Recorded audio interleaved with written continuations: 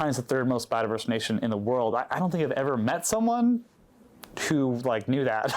And I think people are quite surprised. And so I think there's this misconception of one, people don't really know what China has as far as natural and wildlife resources. And so they don't know what is at stake to lose. What stands out to you about China's natural landscape? Yeah, quite a few things stand out to me when we think about China's nature. I think one of the first things is just how biodiverse it is, both in terms of species, but also different biomes and ecosystems. The most recent data we have, this is December 2023, ranks China as the third most biodiverse nation in the world. That's behind Brazil and Indonesia. So people don't really think about that, and nor did I. But so there's just such incredible biodiversity there. And so when I got there, I was so surprised by just how much I didn't know and how much was not taught to me, both as a student in the United States, studying Chinese and environmental policy, but also as a student in China at Peking University. There was never really a mention of a lot of these protected areas or wilderness areas of China that make 42% of China's landmass. And that's basically half of China is wilderness. And yet I think when we think of imagery and visuals of China, we think of Guilin, or we think of urban areas, Shanghai, Beijing, or beautiful places like Suzhou with rivers, but we don't really think of the wild. And so there seemed to be this strange gap in perception where there is so many wild resources out there, and yet people don't know about it. And so when I got out there, I think it was just really curious to suddenly have these experiences opened up to me. And my first year in China was a student in Beijing, and the Taihang Mountains, just west of Beijing, blew my mind. They were so beautiful. And yet, I'd never heard that even associated with the word Beijing. And yet, a couple hours drive away in the fall, it looked like kind of the Appalachia. It was just absolutely incredible. And that was kind of the beginning of my curiosity towards what I call the other side of China. What's your favorite place to travel in China? So this book answers, I think, your question in the best of ways. It has the English name, The Grand Hungan Mountains, Exploring Sichuan, Yunnan, and Tibet.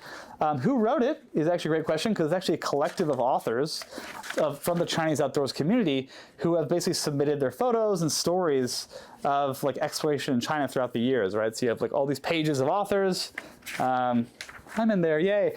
And you have all these it's just this is it. I mean, if you doubt it, well then look at, I don't know, you can just, and mine is in here somewhere, and there's a second edition coming out now that you can get. But I have a map in this book, and the Hungan Mountains was originally started my career, and it's basically one of the most biodiverse regions in China, and it's basically, if you can think about the Himalaya, it goes east-west. This is some geography really quick. The Himalaya goes east-west, right? You have India crashing into Asia, subcontinent. You have the Tibetan Plateau rises.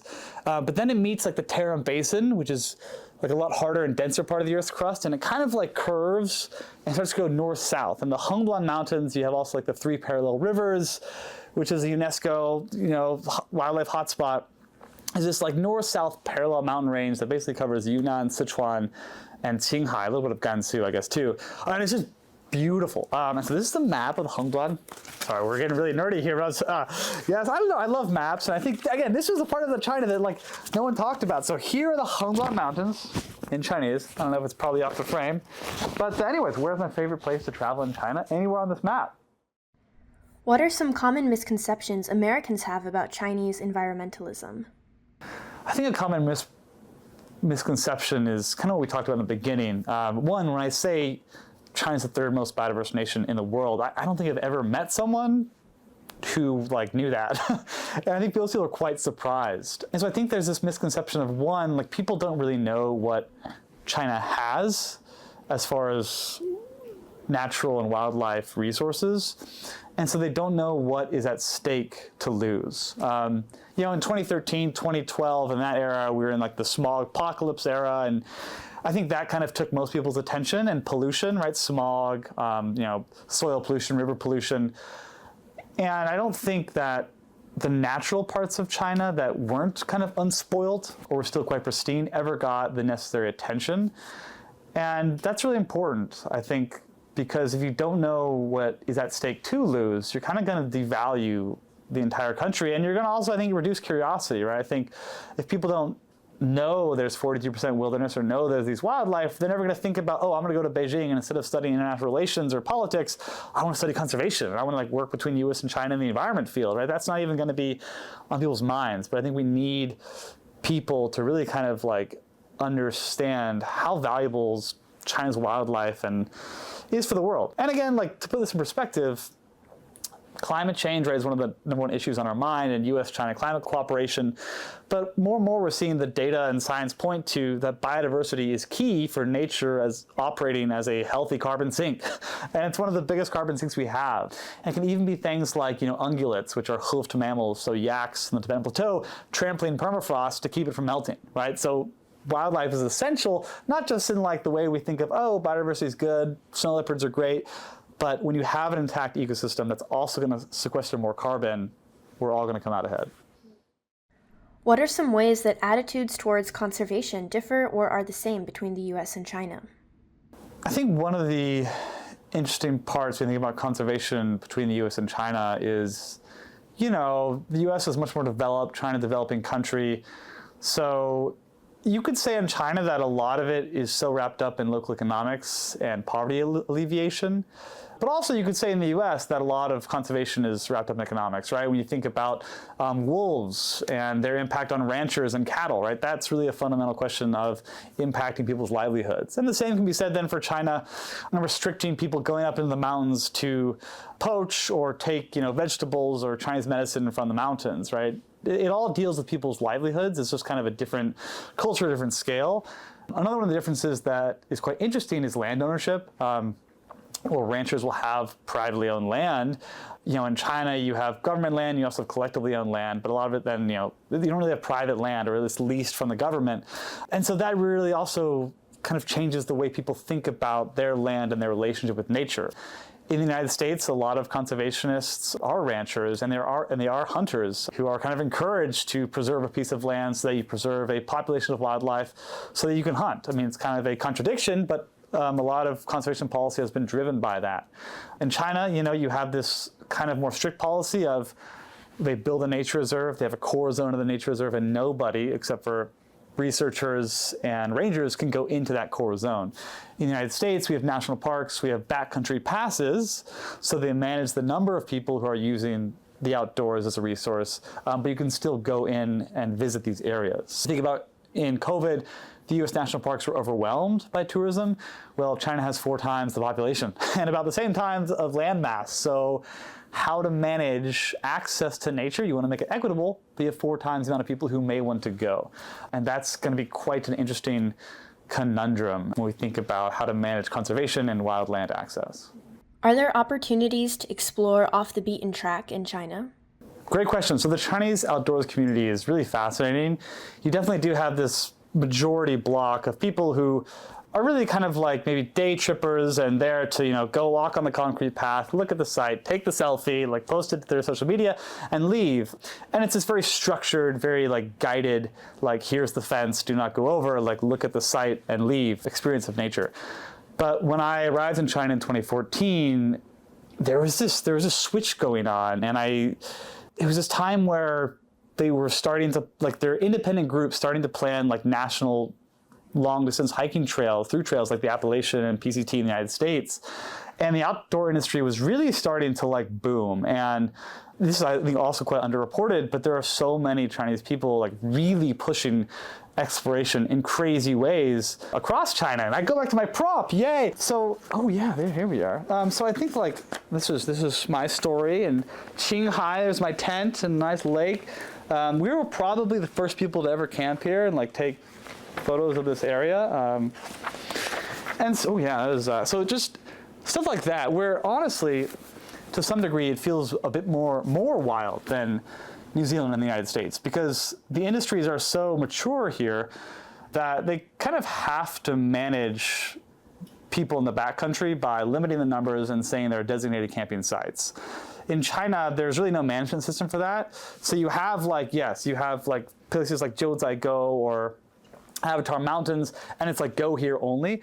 But then you have all this other wild, unregulated landscape that you can just walk and just go.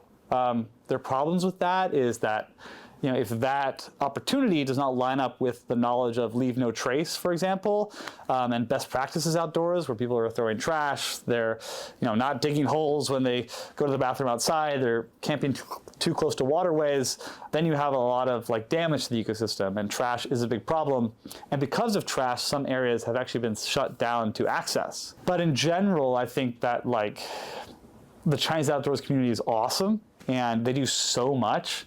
Again, it's all in Mandarin, so it kind of flies under the radar, but there's so much going on, and it is so exciting to see this emergence of this new relationship with nature and exploration. Yeah. Is there a desire for legislation to manage wild places better in China? Yeah, I think that there's definitely a desire from this kind of a little bit more fringe, more hardcore outdoors community for example, when they're planning these national through trails, what they really need is permission from the government to maybe put up some signs or do some markers on the trails like we have on the Appalachian Trail, etc.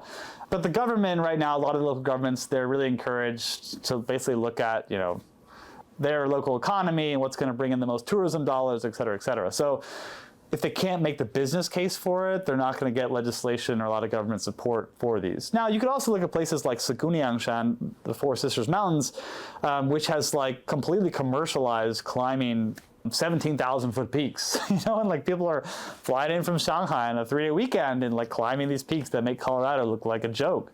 Now, of course, there has been deaths with it because they come in too fast, they don't acclimatize, and so there is this kind of push and pull of the government wanting to prioritize ecotourism dollars in the outdoor industry, asking for certain things, but it can be done too quickly or at too large a scale, and that has problems associated with it.